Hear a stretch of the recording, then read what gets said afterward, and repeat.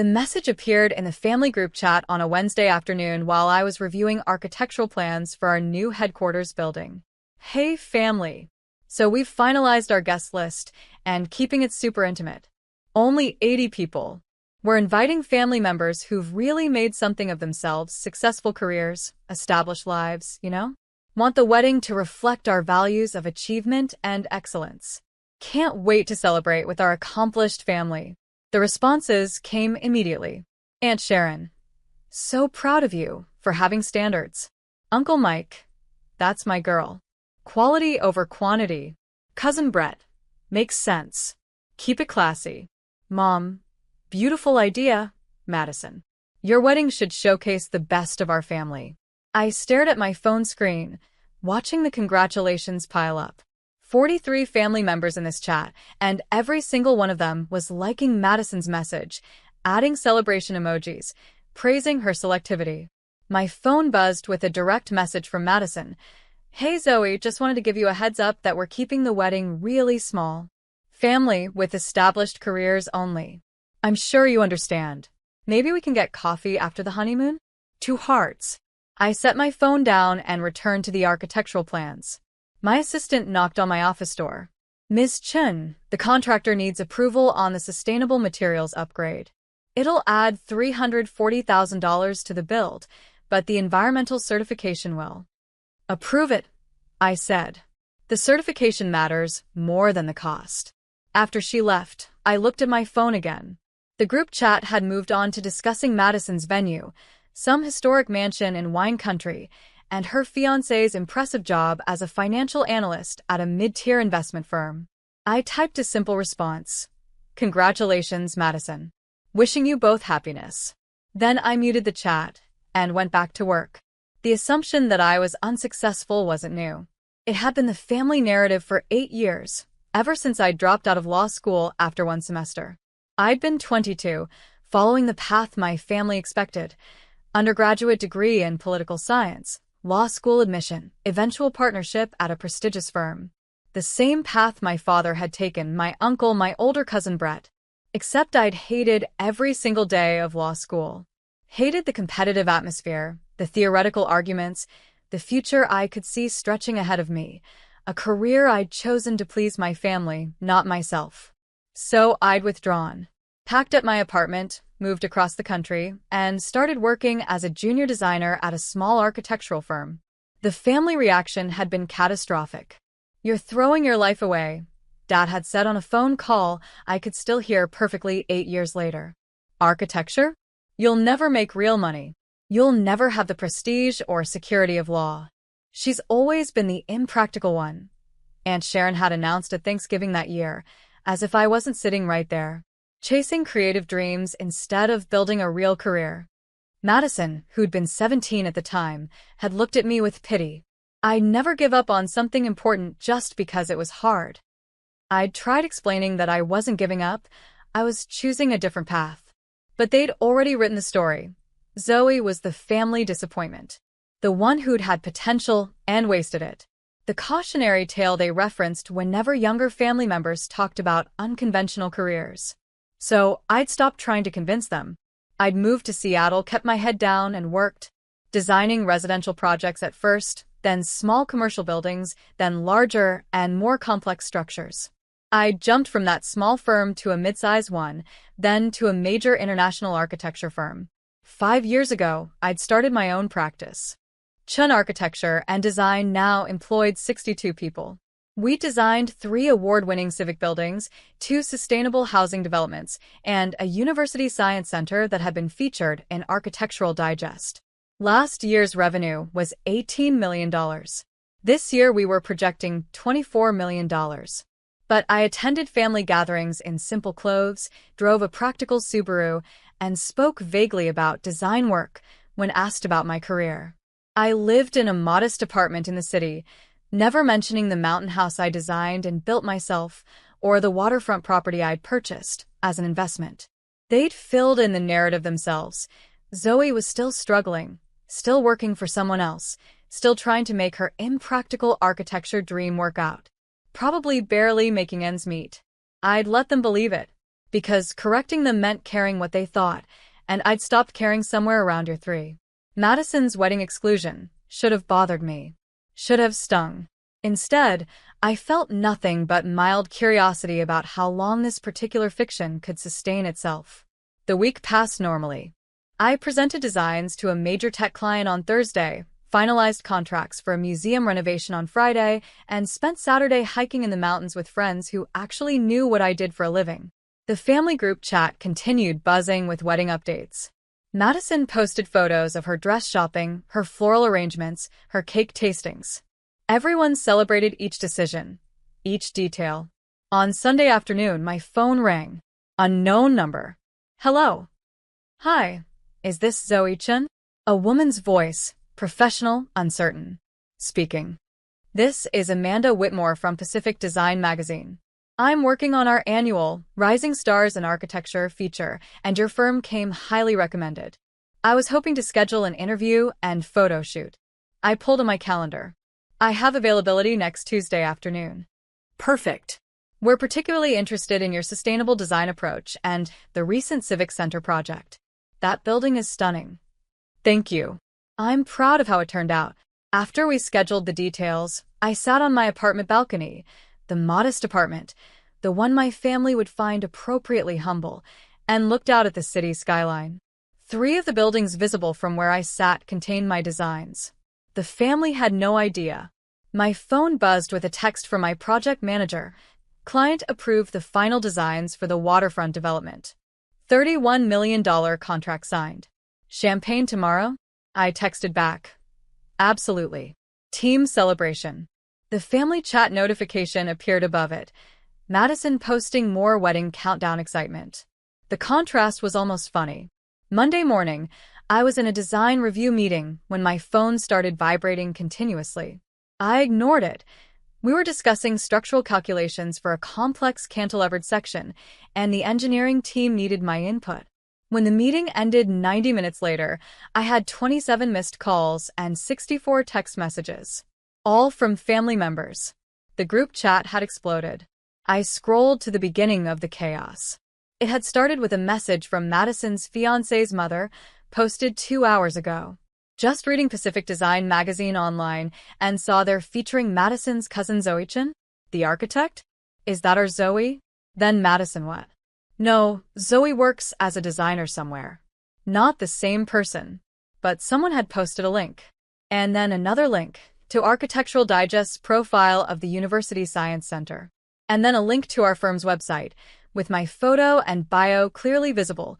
Zoe Chen, founder and principal architect, Chen Architecture and Design. The chat had descended into chaos. Aunt Sharon, I don't understand. When did this happen? Uncle Mike.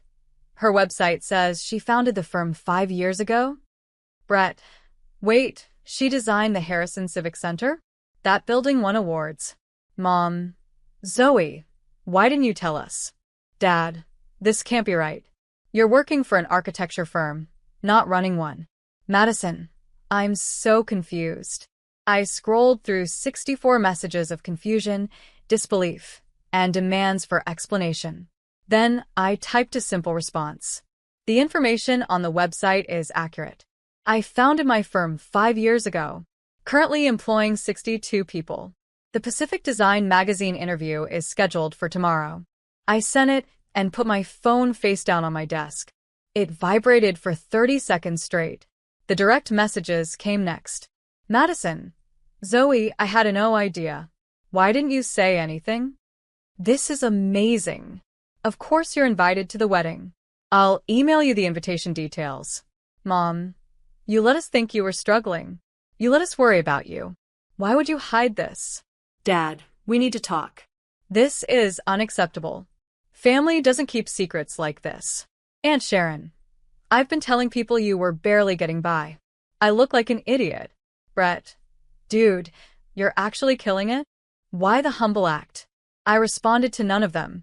Instead, I went to lunch with my team, celebrated the waterfront development contract, and returned to an afternoon of design work that actually mattered.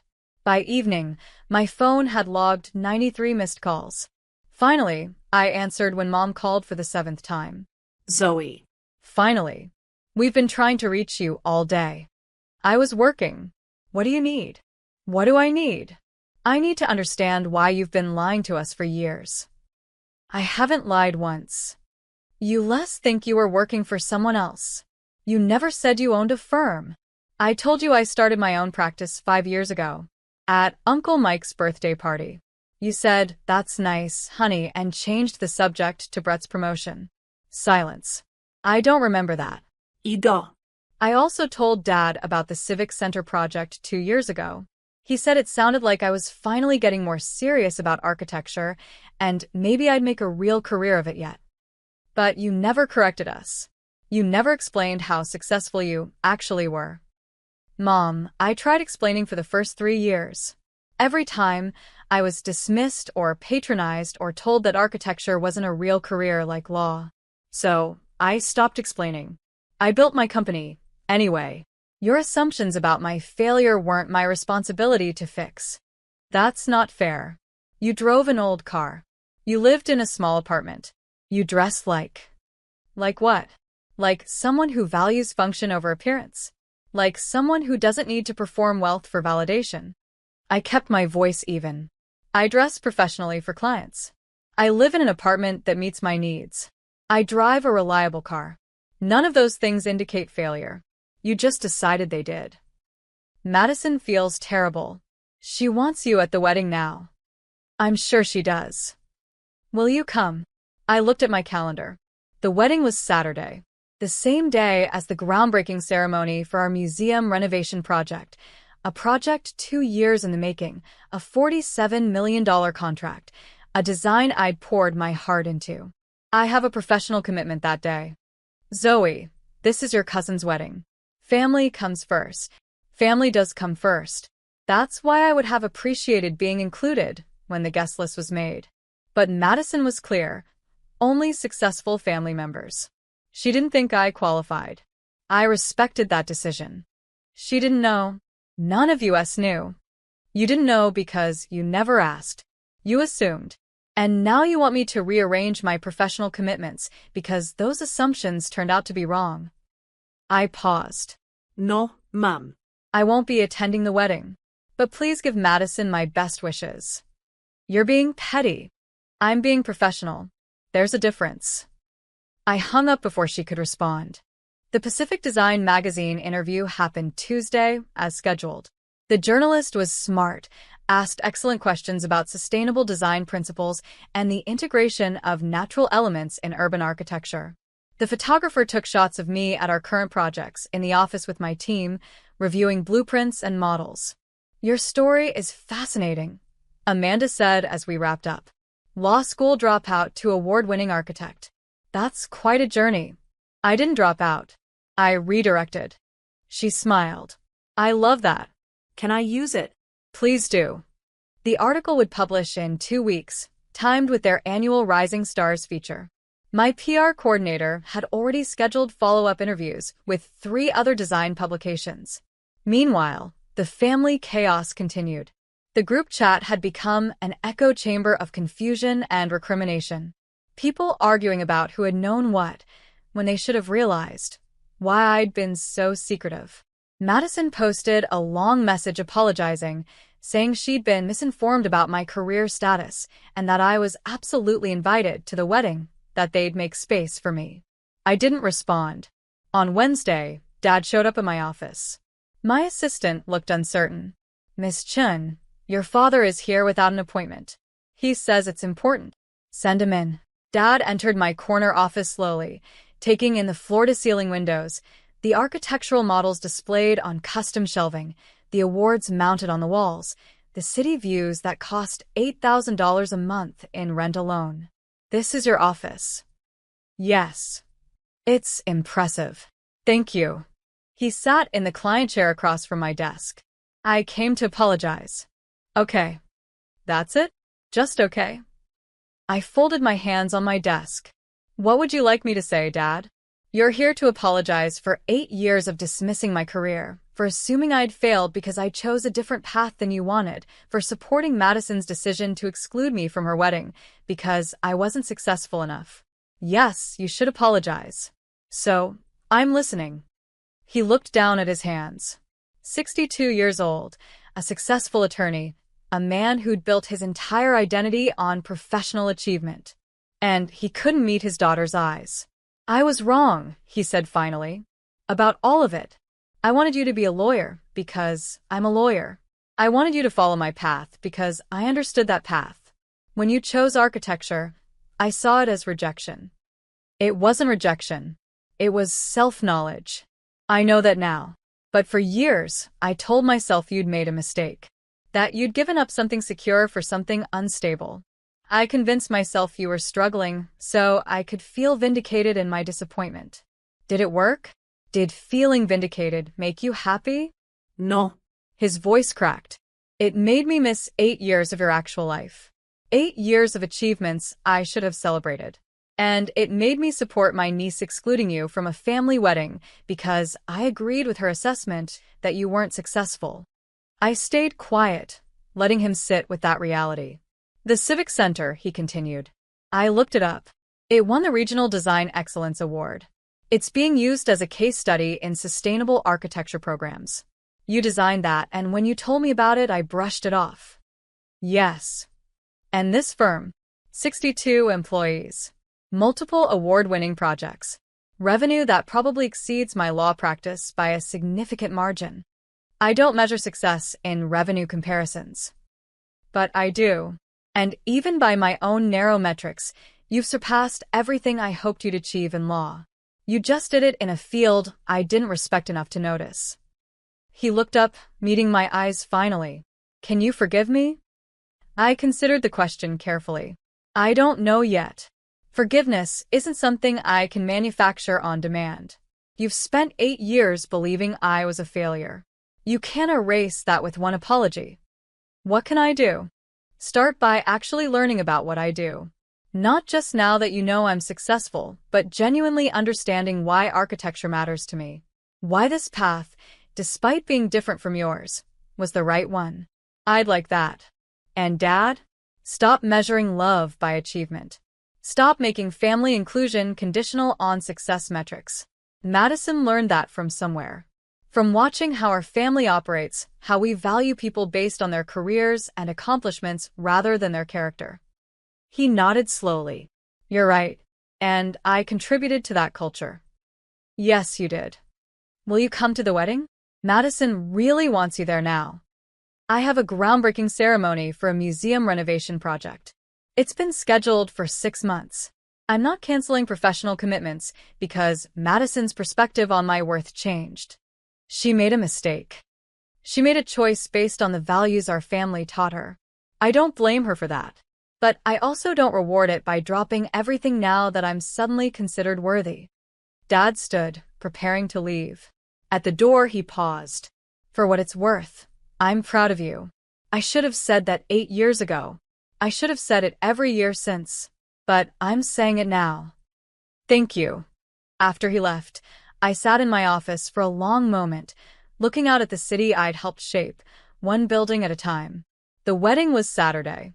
I spent it at the museum groundbreaking ceremony, wearing a hard hat and holding a ceremonial shovel, surrounded by city council members, museum board directors, and the client team who'd trusted me with their vision. The museum director gave a speech about architectural innovation and cultural preservation.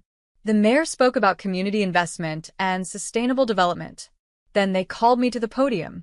This building will stand for generations, I said, looking out at the crowd gathered around the construction site. It will house art and history, educate children, inspire creativity. That's the privilege of architecture, creating spaces that outlive us, that serve communities we'll never meet. I'm honored to be part of this legacy. The applause was warm and genuine. We broke ground together, shovels turning the earth that would become foundation, walls, rooms, a structure with purpose and permanence. My phone buzzed in my pocket throughout the ceremony. Family group chat messages, I assumed. I didn't check. The celebration afterward was held at a restaurant downtown. My entire team attended, along with the client stakeholders, the construction partners, the city representatives. We toasted the project, shared stories about the design process, discussed the challenges and innovations ahead. My project manager raised his glass to Zoe, who proved that dropping out of law school was the best decision she ever made. Everyone laughed. They knew my story, the real version, not the family narrative. They knew I'd chosen this path deliberately, built this firm intentionally, succeeded on my own terms. I finally checked my phone around 9 p.m. The family chat had gone silent hours ago. The last message was from Madison, posted at 4:30. Beautiful ceremony. Wish you could have been at both. She'd included a photo, not of her wedding, of my groundbreaking ceremony. Someone had found the live stream the museum had posted online. The image showed me at the podium, hard hat on, city skyline behind me, mid-speech about architectural legacy. Below it, a single message from Dad. This is what success looks like. I'm sorry it took me so long to see it. The Pacific Design magazine feature published 2 weeks later. Rising Stars in Architecture. Zoe Chun on Sustainable Design and Second Chances. The article detailed my law school withdrawal, my early architecture career, the founding of my firm. It quoted me extensively about design philosophy, about creating spaces that serve communities, about the responsibility architects carry. The quote they'd pulled for the headline came from my description of leaving law school. I didn't drop out. I redirected towards something that mattered more to me than other people's expectations. Mom called within an hour of publication. Everyone is talking about this article. My friends, our relatives, people at church. They're all asking why we never mentioned your success. What do you tell them? I don't know what to tell them, Zoe. The truth makes us look terrible. Then maybe tell them the truth anyway. She was quiet for a moment. I read the whole article. 3 times. You talked about your design philosophy, your team, your projects. You mentioned your education and early career. But you never mentioned family. Not once. No. That's deliberate, isn't it? Yes. My family didn't shape my career. My choices did. My mentors did. My team did. Why would I mention people who dismissed this path from the beginning? That's harsh. It's honest. I softened slightly. Mom, I love you. I love Dad and Madison and all of them. But my professional success isn't yours to claim. You didn't support this journey. You actively discouraged it. You don't get to rewrite that history now that the outcome is good. So what now? We just pretend the past 8 years didn't happen. No. We acknowledge them. We accept that you believed I was failing and treated me accordingly. We recognize that your love was conditional on success metrics you defined. And then we decide if we want to build something different going forward. And do you want to build something different? I looked around my office. The architectural models I'd created, the team I'd hired, the projects that would outlast all of us. I've already built something different, I said. The question is whether you're interested in being part of my actual life, or just the version of it that fits your narrative. Madison called the next day. I read the article, she said without preamble. And I need to apologize. Really apologize, not the performative group chat thing. Okay. I excluded you from my wedding because I thought you were unsuccessful. Because I've been taught that success looks a certain way, degrees, titles, corporate positions. You didn't fit that picture, so I dismissed you. Yes. But I should have asked. Should have been curious about what you were actually doing instead of assuming. And I definitely shouldn't have announced in a group chat that I was only inviting successful family members. That was cruel, even if I didn't understand it at the time. It was honest, I said. Cruel, but honest. And honestly, I respect that more than fake inclusion would have been. The wedding was beautiful, Madison said quietly. But everyone kept talking about your groundbreaking ceremony, about the museum project, about how impressive your firm is. My wedding became about your absence instead of my presence. I'm sorry that happened. Don't be. I earned it. I spent weeks planning a wedding to showcase successful family members, and it turned out I'd excluded the most successful one. That's poetic justice. I laughed despite myself. How's married life? Good. Really good, actually. David's supportive and kind. We're building something real together. She paused. I want that with you too. Not the marriage part, obviously, but the real relationship part. Can we start over? Can I actually get to know who you are instead of who I assumed you were? I'd like that. Cool. Also, I want to hire your firm. What? David and I are buying a house. New construction. I've looked at your portfolio, and your residential designs are stunning. I want you to design our home. Madison, you don't have to. I'm not doing it to make up for the wedding. I'm doing it because you're an incredible architect, and I want to live in a space you created. Plus, selfishly, I want to work with you. Learn how you think, how you approach design. See what I missed all these years. I pulled up my project calendar. Send me the property details. We'll schedule a consultation. Thank you, Zoe. For this. For everything. For succeeding despite us, not because of us. That's actually inspiring. After we hung up, I sat with that for a moment. Despite us, not because of us. It was the most honest acknowledgement anyone in my family had offered. 3 months later, I sat in Madison and David's future living room, currently just a foundation and framing, reviewing the preliminary designs with them. Madison asked intelligent questions about sightlines and natural light. David wanted to understand the sustainable materials we were incorporating. This window placement, Madison said, pointing to the plans. It frames the mountain view perfectly. How did you know? I spent 3 hours on the property at different times of day. Watched how the light moved, where the views opened up, how the space would feel in different seasons. Good design is about understanding how people will live in a space, not just how it looks on paper. That's what the article said. About your approach. It's what I believe. We worked through the rest of the design review, making adjustments, refining details. At the end, Madison walked me to my car. The family is doing better, she said. Understanding you better. Dad talks about your projects at dinner now. Mom brags about you to her friends. It's like they're seeing you for the first time. They're seeing me for the first time. The question is whether they can sustain that vision or if it'll fade once the novelty wears off. I think it'll sustain. You've changed us. Made us question our definitions of success. I didn't change you. I just refused to change myself to fit your definitions. You changed yourselves. She hugged me before I got in my car.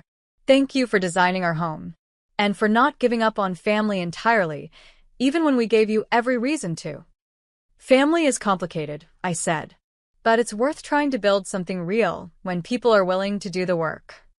I drove back to my office, not the modest apartment, but the real office, the one I'd stopped hiding. I had a design review in an hour, a client meeting after that, and a dinner celebration for a team member's promotion. My phone buzzed with a family group chat message. Dad had posted a photo from a legal conference where someone was presenting a case study about civic architecture. My Harrison Civic Center was featured prominently. Proud dad moment, he'd written. They don't know she's my daughter, but I know. It was a small thing, but it was real.